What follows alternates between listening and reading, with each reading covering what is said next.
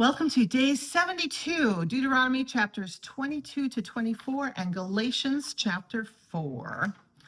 We have another long list of instructions. Return stuff to the rightful owner, make buildings safe, be kind to animals, gender and sex relations, some common sense, some seem harsh. For example, no eunuchs in the faith family and no bastards to the 10th generation.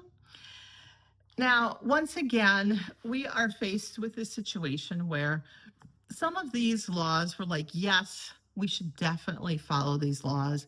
And some of them were like, yeah, I don't know that that still applies today. The thing is, if each of us were to sit down with a list of these rules, and if we went through and said, yep, we got to keep this one maybe, this one definitely out, each one of us would come up with a different list of which rules we should be following today. The point is not to get too caught up in the exact rules here. And the point is not to spend a whole lot of time trying to figure out which ones we need to follow and which ones we don't need to follow. Jesus was asked, what's the most important commandment? And Jesus made it very clear to love God with all of our heart, mind, soul, body, and strength, and to love our neighbor as we love ourselves.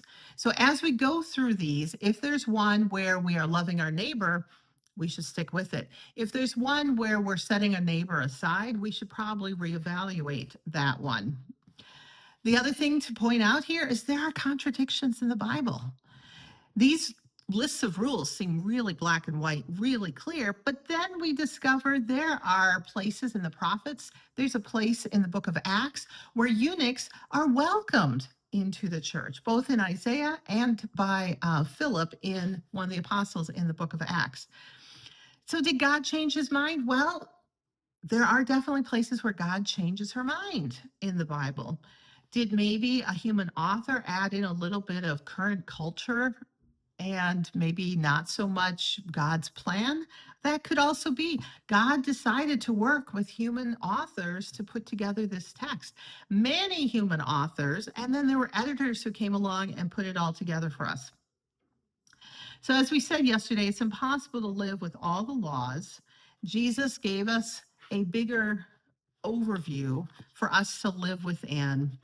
And just as we talked about yesterday in Galatians, where Paul wrote there was no Jew or Greek, we could also say there's no eunuch or bastard, and there's no other types of people.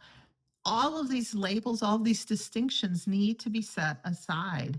The categories are not what's important. Jesus was constantly seen hanging out with the wrong kind of people: Samaritans, women, tax collectors, mental illness people filled with demons. Clearly, Jesus didn't care about the labels, and we need to stop caring about the labels as well. Now, that is not to say that all people are the same. God clearly created all of us differently, and those differences clearly are important to God. So we need to celebrate our differences and use our differences in the ways that are useful to our communities. This is not meant for all of us to become robots that are all exactly the same or standing up to one particular ideal. There is the image of God in each one of us, and each one of us brings God's image to God's faith family and to our community life together. So we need to welcome all equally, but we need to respect our differences and acknowledge our differences.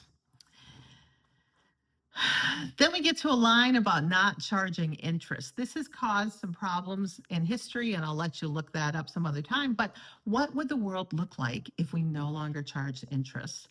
Is that even possible to imagine? Or if it was very, very small amounts of interest?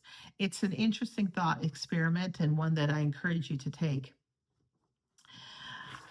When we look at Galatians, Paul evidently was sick, and he ended up staying in Galatia for a while because he was ill and he couldn't move on, and that's why he spent a lot of time with them.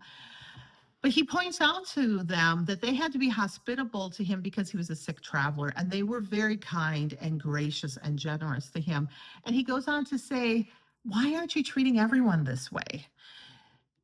You went out of your way to be supportive of me, and it gave me the opportunity to spend a lot of time teaching you. Please continue to be gracious and supportive to other people and take the time to teach them, take the time to be taught by them, and remember that we are all heirs of God's covenant. We will inherit God's redemption through Jesus.